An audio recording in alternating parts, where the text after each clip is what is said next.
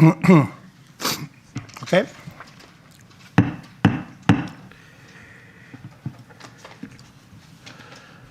Good afternoon, ladies and gentlemen. Welcome to the Foreign Correspondent Club of Japan. My name is Pio D'Emilia. I'm the moderator today. Today, our guest speakers are Akashi Yasushi, number 2 there, okay. Hasegawa Sukehiro, Yamamoto Tadamichi, and Oshima Kenzo. They are all somehow connected with Burma, Myanmar, especially Oshima Kenzo used to be the former ambassador of the permanent mission of Japan to the United Nations. And we are today here to discuss, to present their view on the situation in Myanmar and what, in their opinion, the Japanese government should do. As you know, we had already more than 700 people dying in Myanmar. There is a very sad and tragic situation at the borders. Today, there were already reports of 2 bombings of minorities camp and against some military air base. And there is also, already since last week, the so-called National Unity Government that has been formed, not yet recognized by any country, but in charge of what they call the legitimate government of Burma, since they are all elected members of the parliament last November 20th. So in view of this, we are today welcoming these gentlemen that are going to tell us what they think the Japanese government should do. And I think that the first would be Hasegawa Sukehiro. So please, you can talk. Thank you very much. Thank you very much, Mr. Emilia.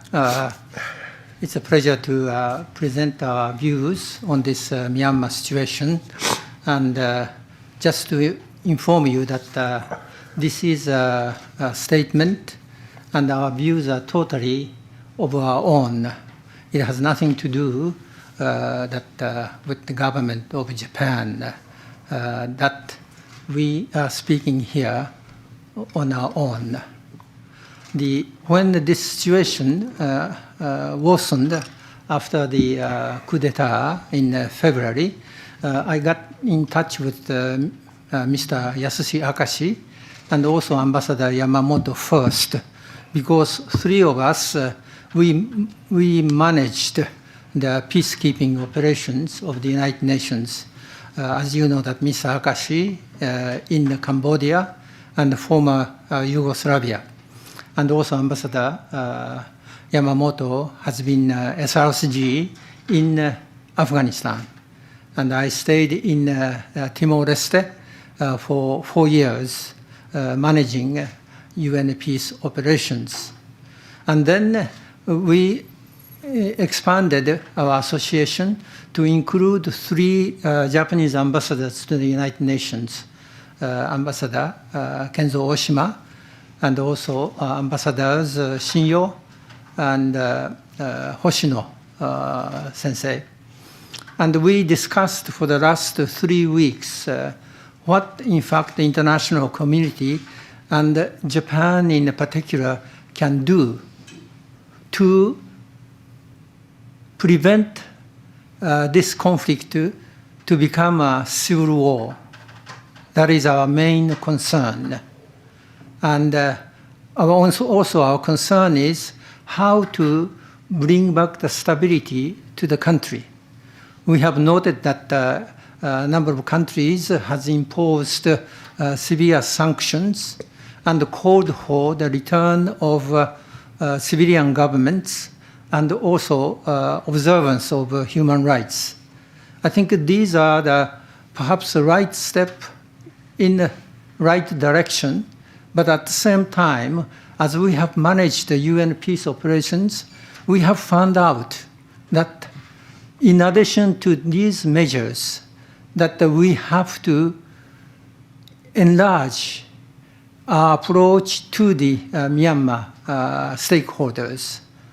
In particular, based on the United Nations, as you know, Hippo report that was issued in 2015, the primacy of politics in finding the resolution to the conflict. So our concern and our advocacy is very much a realistic one, that we have to address the political issues that underlines this Myanmar conflict as well. And we did so in this statement and recommendations to the Minister for Foreign Affairs, Mr. Motegi, last week, in 4 approaches.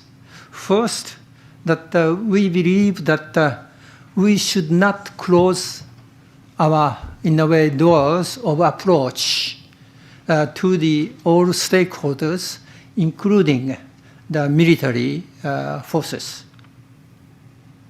And we should use all channels available for that purposes, not only the official diplomatic channels, but also informal and personal channels that exist, including Mr. Sasakawa. Secondly, as we consider that this is a national conflict that is not particularly so far influenced so much by the external forces. But yet, we believe that this approach should be not just a national, country-by-country direct approaches, but also regional approaches are needed to help resolve these issues. And we believe that the ASEAN member states could, in fact, play a major role, as we have found out the role of the African Union and other regional organizations in other parts of the world.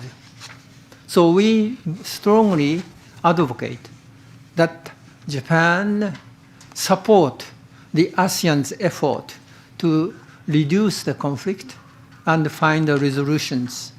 And thirdly, that we believe that this is a regional matters of perhaps not only the ASEAN, if the conflict continue to expand, so that we advocate that friends of Asian countries for the sustainable peace and development to be formed that would include not only ASEAN countries, but ASEAN plus 3 countries, China, Japan, and Korea.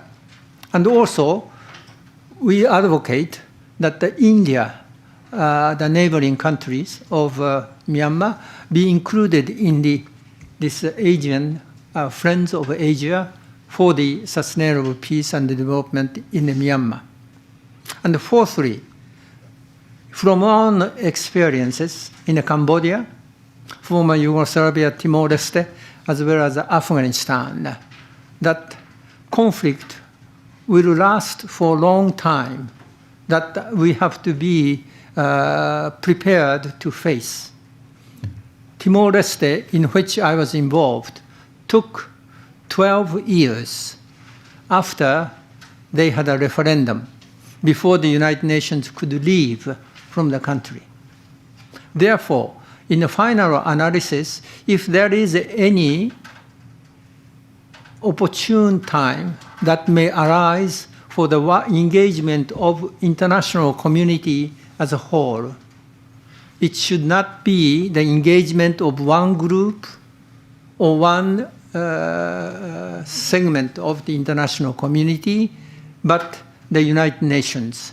That the United Nations can, in fact, form at the latter stage when it is palatable to Myanmar stakeholders to have special political missions to be engaged in the Myanmar. So these are the outline of our statement and the recommendations that has been made to the Foreign Minister for Foreign Affairs. Thank you. Thank you very much. Now, Akashi Sensei. Thank you very much.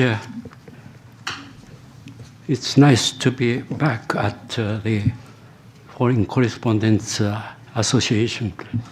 I'd like to congratulate our moderator, Demilia-san, for having moved to such a beautiful environment, because the previous club was left something to be desired. And so in this shiningly new building, I wish you all success. As Mr. Hasegawa has indicated, we are speaking here in our individual capacity, although all of us have had some connections with the United Nations, and we are speaking as individuals with the background of very wide international concern, more particularly the work and the role to be played by the United Nations. We have worked at the UN in one capacity or another, and we know how complicated the work of the United Nations is, and how dangerous it is to sort of simplify what UN can do and what it cannot do. Each situation, each crisis is different because they are composed of very complicated domestic factors plus regional and international factors. And so it is dangerous to become too optimistic, and it is equally dangerous to become too pessimistic and give up about the great potential to improve the situation. And our common background is, of course, having been born in Japan and having been brought up in Japan. So naturally, we share the concerns of many Japanese about their own country, about the region in which we live, that is Asia and the Pacific region in particular. And so we can see it, and we are happy to see that ASEAN, regional body in Asia, which has, as you know, 10 members, including Myanmar itself. And we also rejoice that ASEAN has had a top-level meeting in Jakarta and issued a very comprehensive statement which contains 5 specific recommendations. And these recommendations are now being implemented, we hope. And what ASEAN does is of crucial importance. And as Mr. Hasegawa has referred to, there are other regional bodies, and ASEAN plus 3, 3 being China, Japan, and the Republic of Korea. Obviously has a regional perspective. And lastly, as I said, the maintaining peace or making peace is a very complicated affair. And let's hope that on this particular tragic situation in Myanmar. Let's perhaps try to combine all the help we can get, from the region of Asia itself or Southeast Asia itself. But there are lots of players in the world as well as at the United Nations. Perhaps combining efforts of these different bodies, we can bring to bear some possibilities of improving the situation and eventually resolving the entire conflict in due course.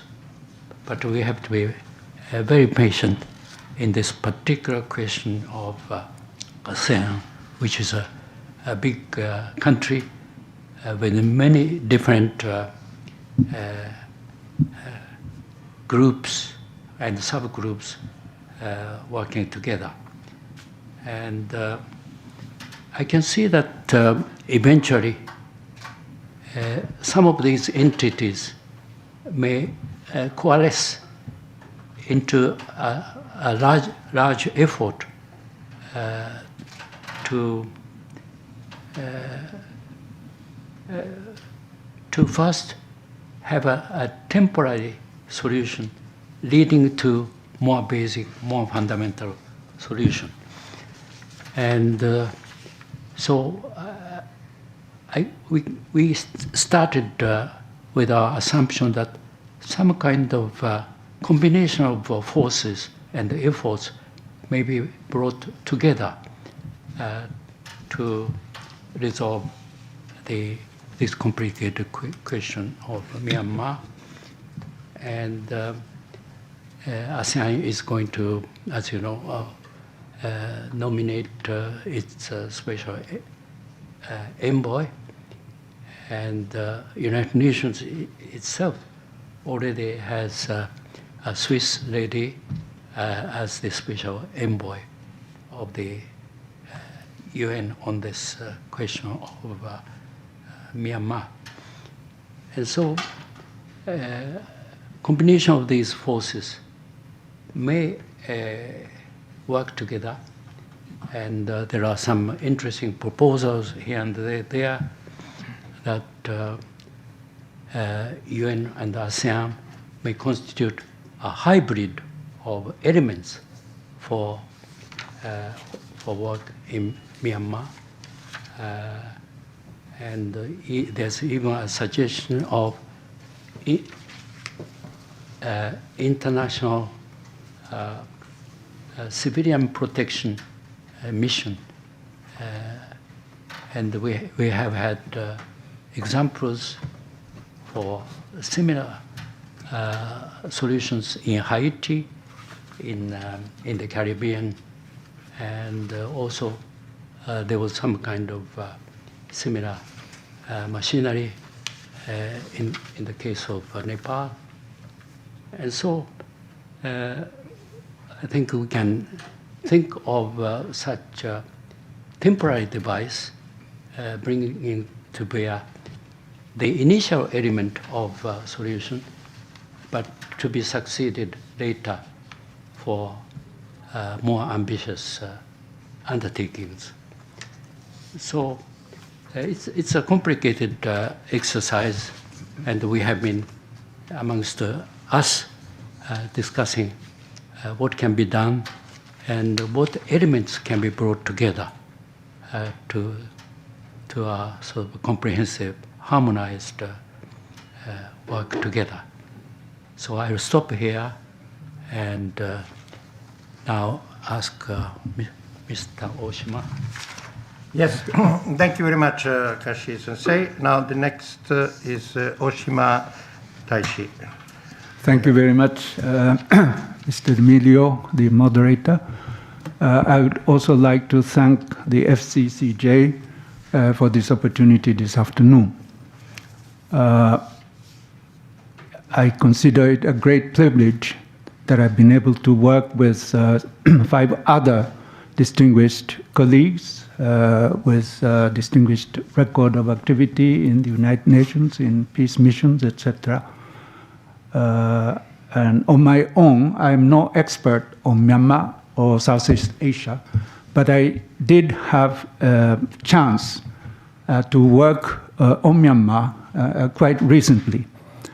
This was as a member of the inquiry commission that the Myanmar government established to look into the so-called Rohingya problem.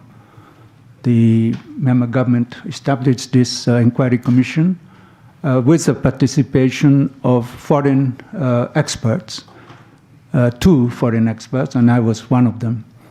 And my participation in this inquiry commission was completely in my personal capacity and not as representative of the government. But anyway, I did have this opportunity. The inquiry commission, the full name of it is the Independent Commission of Inquiry, worked for 15 months to look into the case of the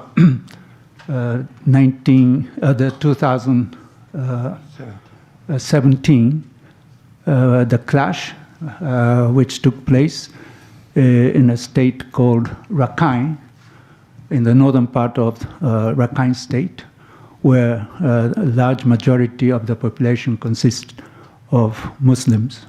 They call themselves the Rohingya. There was attacks by the armed group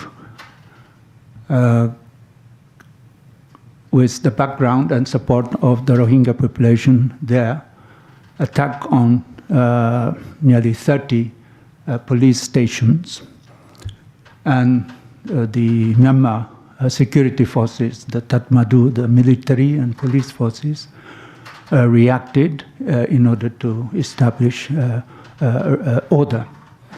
And the serious fighting occurred in the process, which eventually led to the fleeing of more than 700,000 people from the Rakhine state into the neighboring Bangladesh.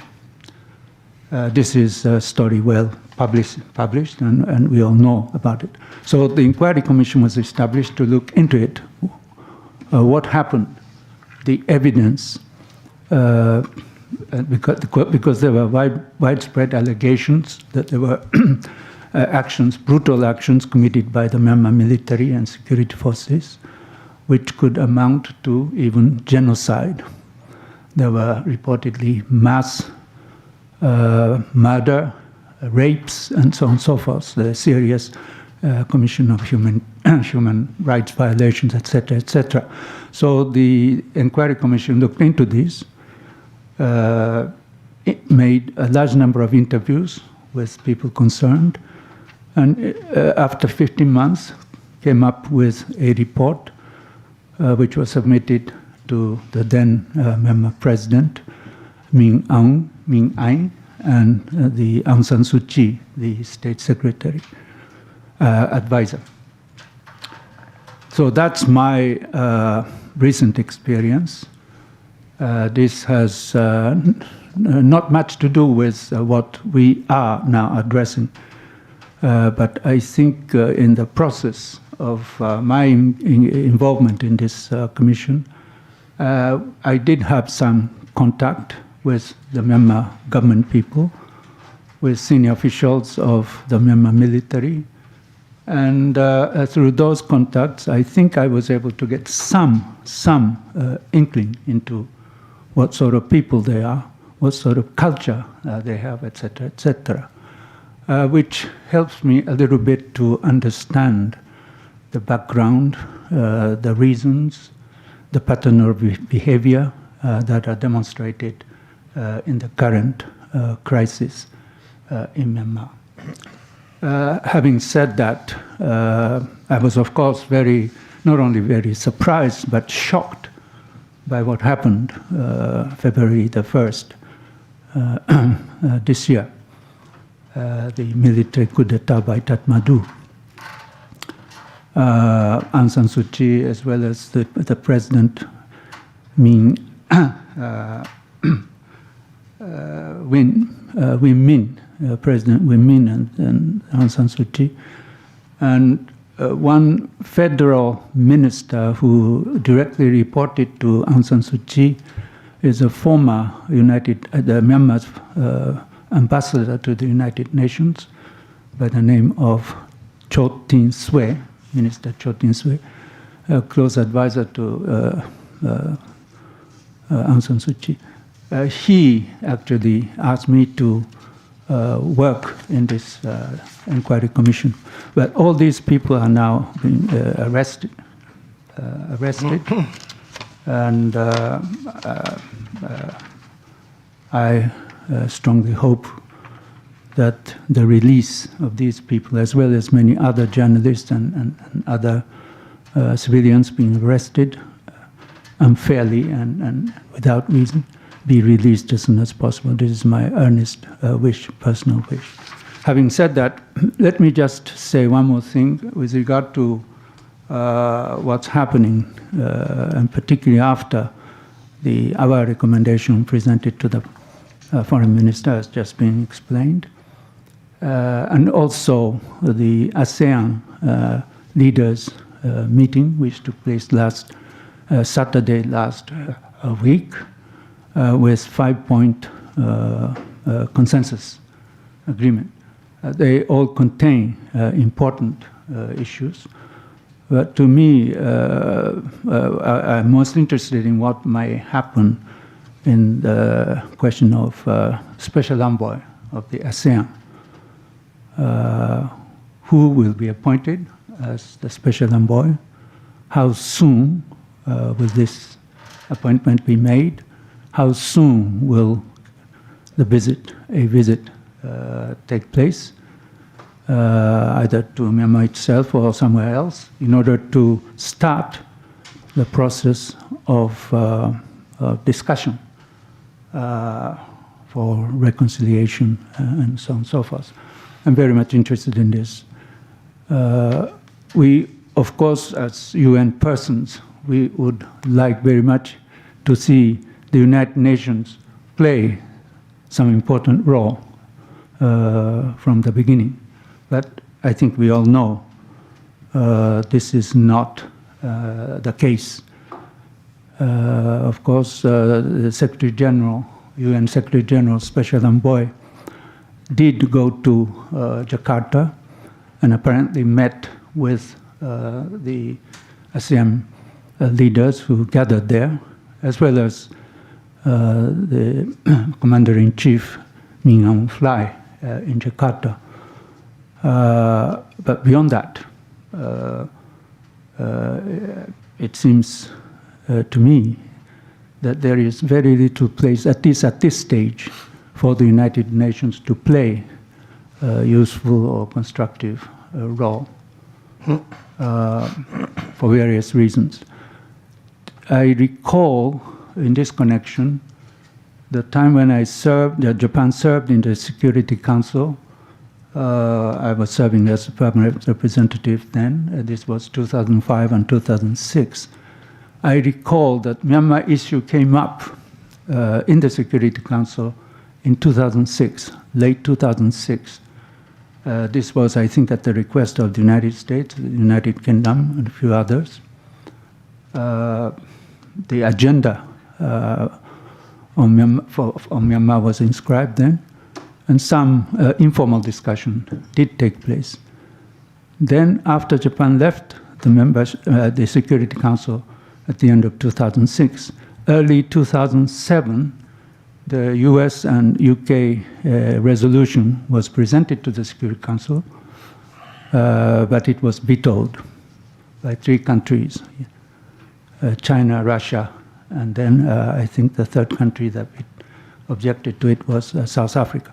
Anyhow, the resolution, among others, sought early release of Aung San Suu Kyi and restoration of democracy and so on and so forth. But this resolution was vetoed by the two permanent members.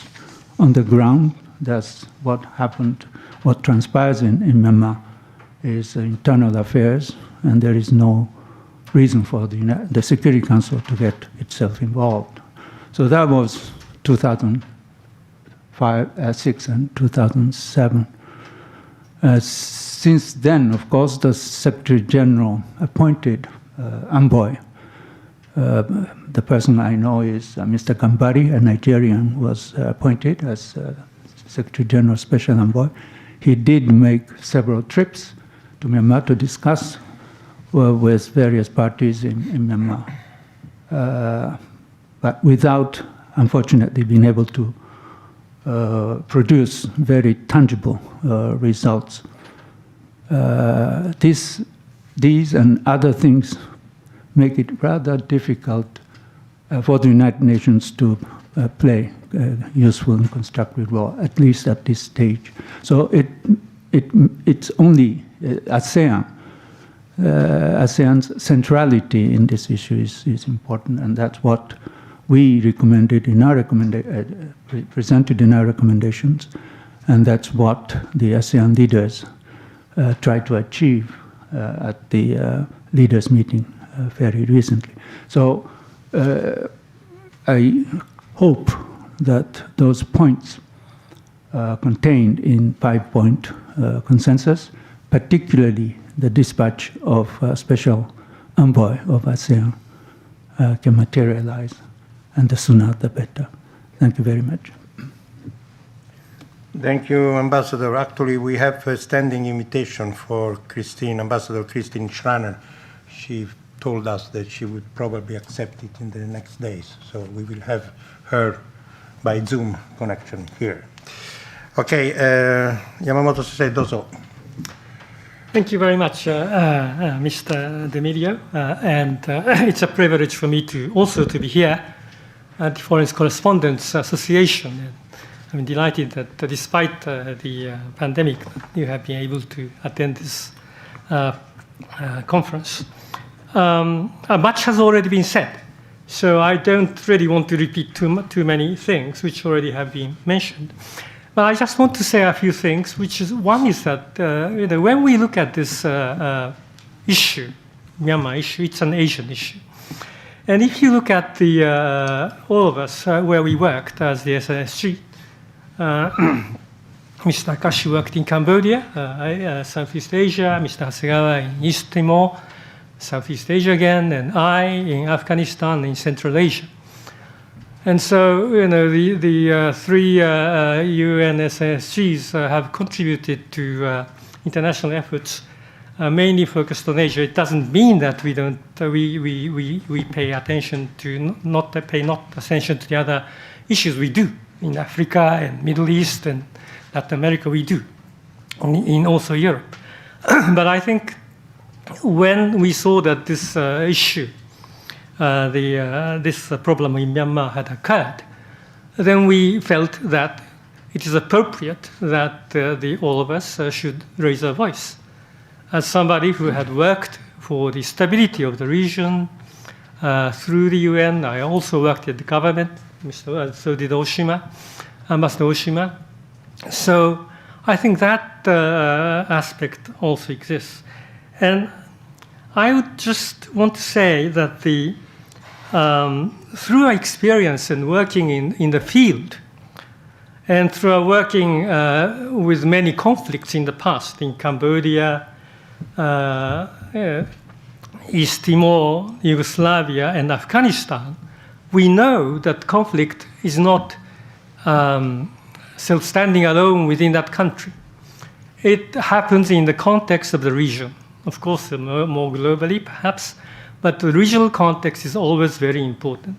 And the enabling environment in the region is actually vital in resolving those issues. Myanmar is a member of ASEAN. And ASEAN is a very important group of countries. And we do hope that the ASEAN look at this issue as their own issue, as their as the issue which would actually, what shall I say, demand their political wisdom and thinking and the skills to resolve. And also because any conflict is quite affected by the regional situation, ASEAN countries are really one of those who are most suited to ready to take initiative. And if the conflicting parties take intransient attitudes, continue to take intransient attitude, there'll be no resolution. There has to be some sort of efforts to mediate and come to arrive at the solution.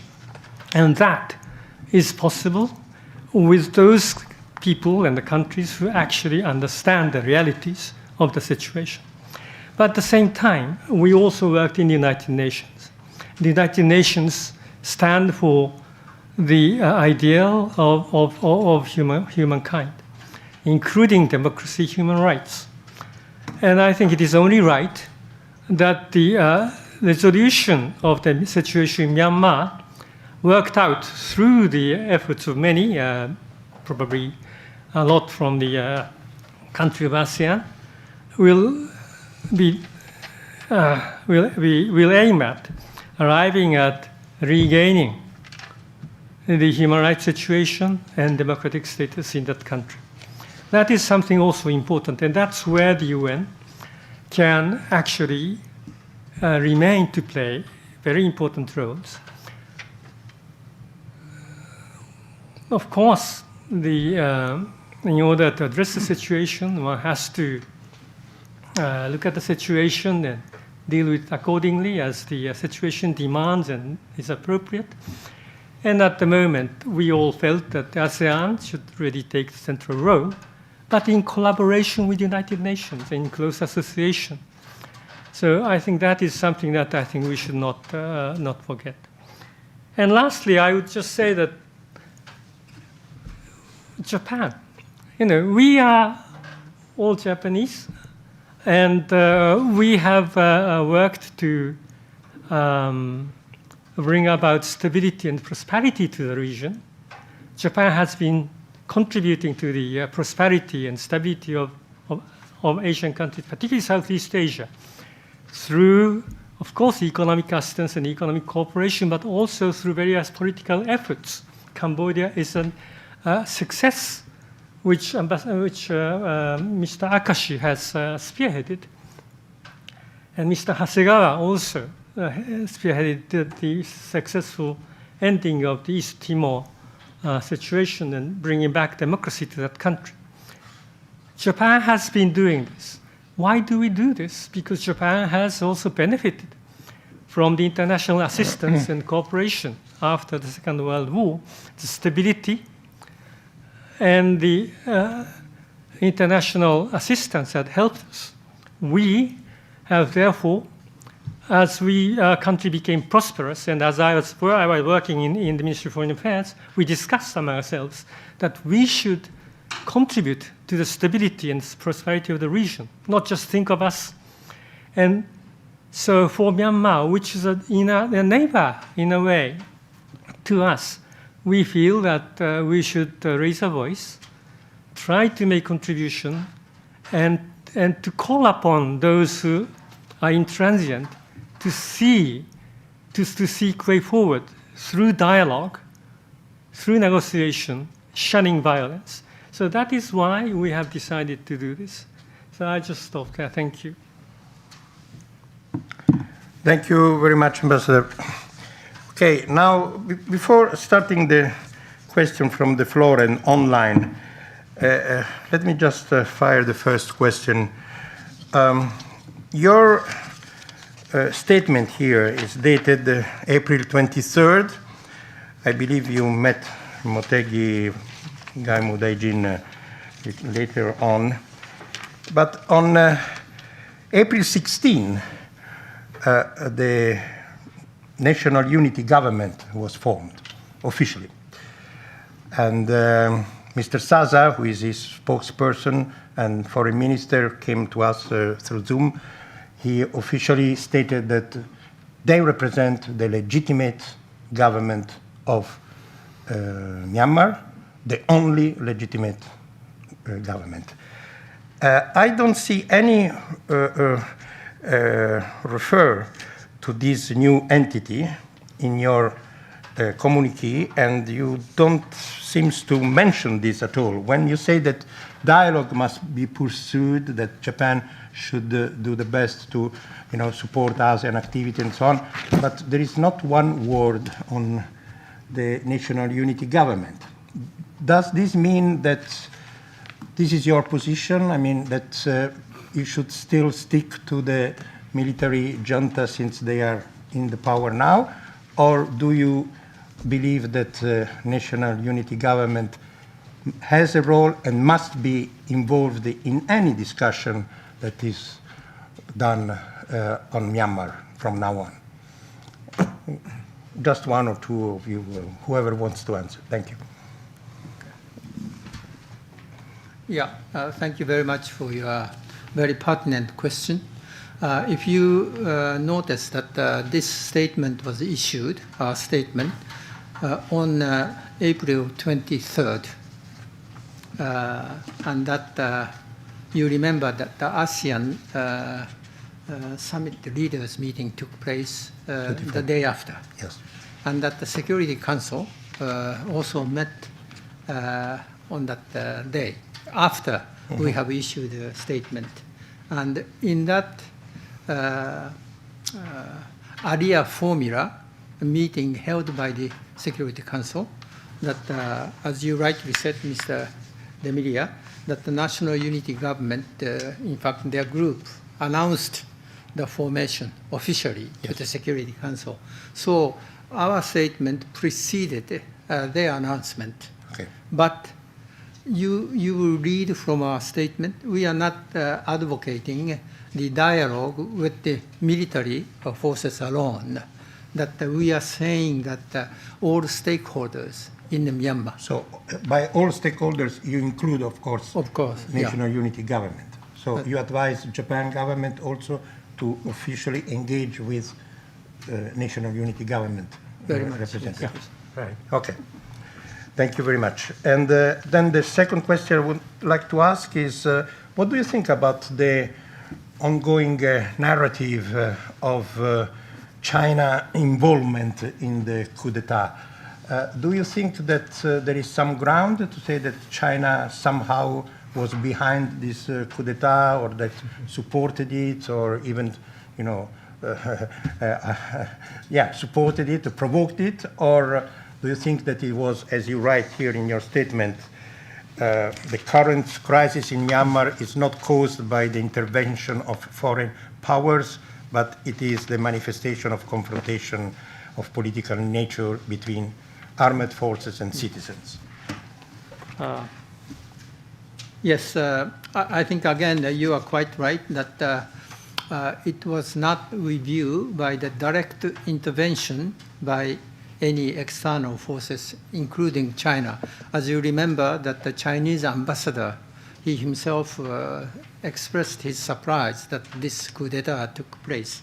However, as again, Mr. Pio Emilia rightly pointed out, that there is a overriding international geopolitical structure that is being developed based on ideological influence that is being forced.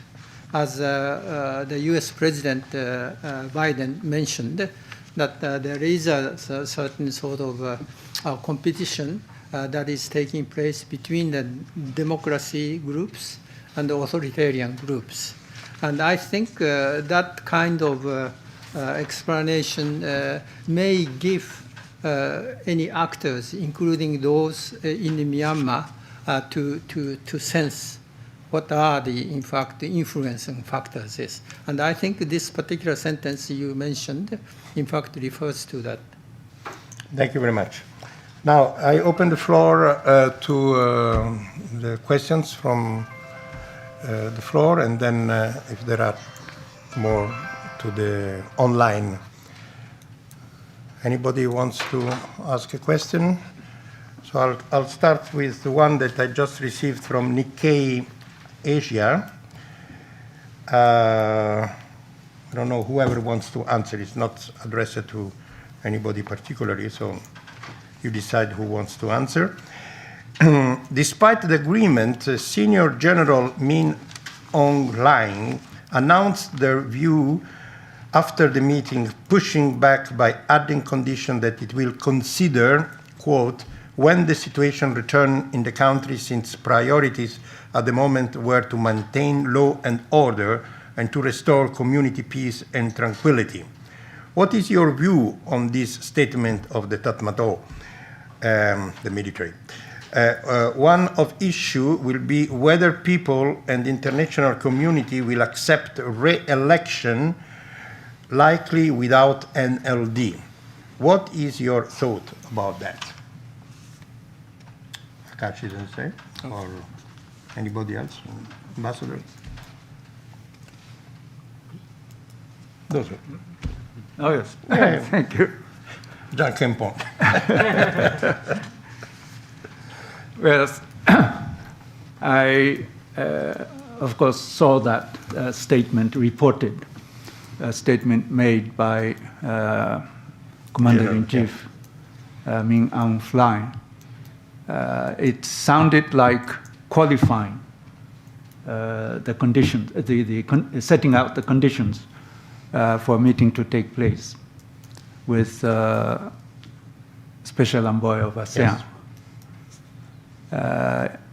I don't know what sort of agreement, whether there was any agreement or not in Jakarta when this question of dispatch of Special Envoy was discussed between him and the ASEAN side. I don't know. But this qualifying statement sounds like a delaying tactics on the part of the Myanmar military, because if they say, the military say, for them to be ready to meet with anyone, there has to be peace and stability in the country. That would mean putting conditions on the protesters' side. Don't do anything. Stay home and do nothing. Yeah. Whether that is a realistic or practicable thing that we may see in the near future, I doubt. So I don't know what to say, but to me, it is a rather disappointing statement. Yeah, especially, Ambassador, because on the other side, we have, as we mentioned before, the National Unity Government that is very clear about this. It says that no dialogue, no compromise could be reached before the political prisoners are freed. And this is also what Christine Schraner, the UN representative, said, that she won't go to Myanmar unless she's guaranteed that she could meet, she's saying just meet, Aung San Suu Kyi and the president. So are we stuck in a situation that's very difficult to solve, even for high-rank Japanese diplomacy, maybe? Well, high-ranking Japanese diplomacy or not, I think this kind of posturing is very common in the conflict at the very incipient stage, because you really need the side and the parties need to ensure that their stakes are well safeguarded. But one thing that I think in all the conflicts that people who had acted as facilitator or mediator had said is, start dialogue, start to talk to each other without preconditions. And that is the first thing to do. And I think the same applies for Myanmar. not just the military, but also the NUG, has to really start the dialogue. It doesn't mean that you acknowledge the legitimacy of the one or the other simply because you had a dialogue. The issue of legitimacy is very different from having a practical dialogue. And dialogue doesn't have to be official, doesn't have to be public, can be indirect. There are many ways. But unless you start to talk to each other, nothing happens. So I think the real challenge for the ASEAN, I say Afghan because I worked in ASEAN envoy is really to find the steps to try to ensure that there are actually substantive communications which he can create between the conflicting parties. And that can be helped by many. So it doesn't have to be only the effort of the ASEAN envoy, but for instance, Japan, other countries, the United Nations can help. So I think that's it's very important that people start talking to each other. Thank you. Okay, there is a question from Suzuki Kantaro, a freelance, online. Your statement said that international society needs the paradigm shift of understanding to support Myanmar. Would you kindly elaborate on what kind of paradigm shift do we need? Why do we need to change it? Yeah, thank you. Yes, in fact, that particular phrase was discussed among us. I think paradigm shift in the international community is needed precisely because what Ambassador Yamamoto has just said, that prevailing so far traditional paradigm is that you have to have certain conditions met that preserved the democratic governance and the human rights. In other words, there is no room for negotiation. That is the prevailing understanding of what is right in the democratic governance.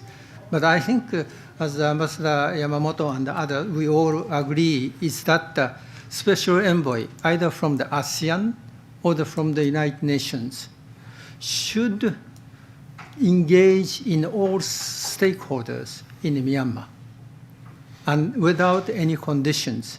So I think it is incumbent of the special envoy to go into Myanmar, be able to persuade to all stakeholders to stop the violence, and that he or she should be able to negotiate with all the stakeholders how to be able to carry out not only the free and fair, but also credible elections.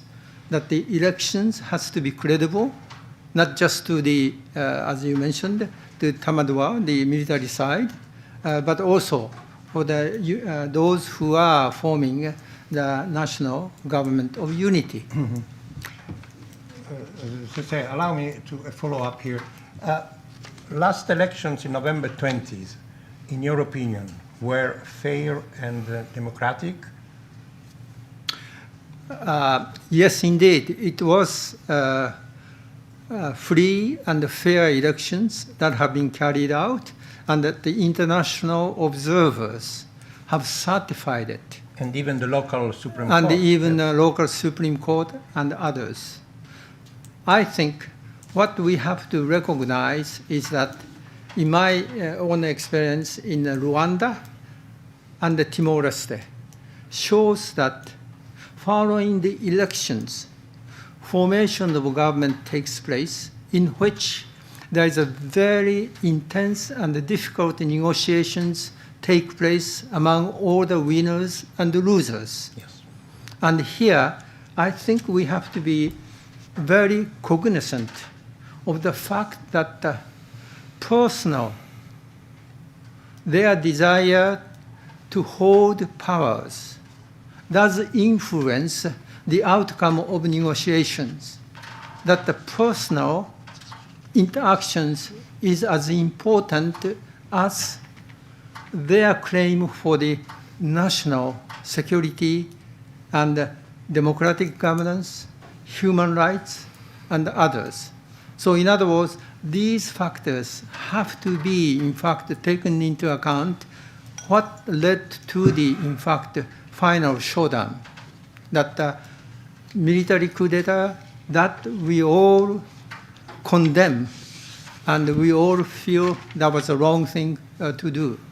But also we have to be aware of what went on in the negotiations and after the elections. And we should be able to find a way to avoid that kind of factors. I'm sure you have more contacts, inside contacts than us, but there are some things that negotiations are actually going on right now.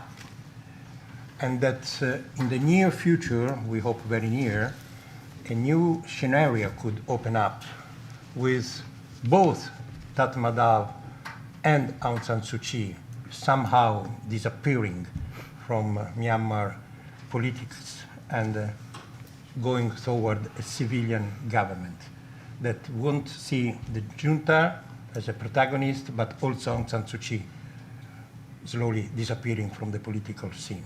How do you see this scenario? Completely fantastic or possible?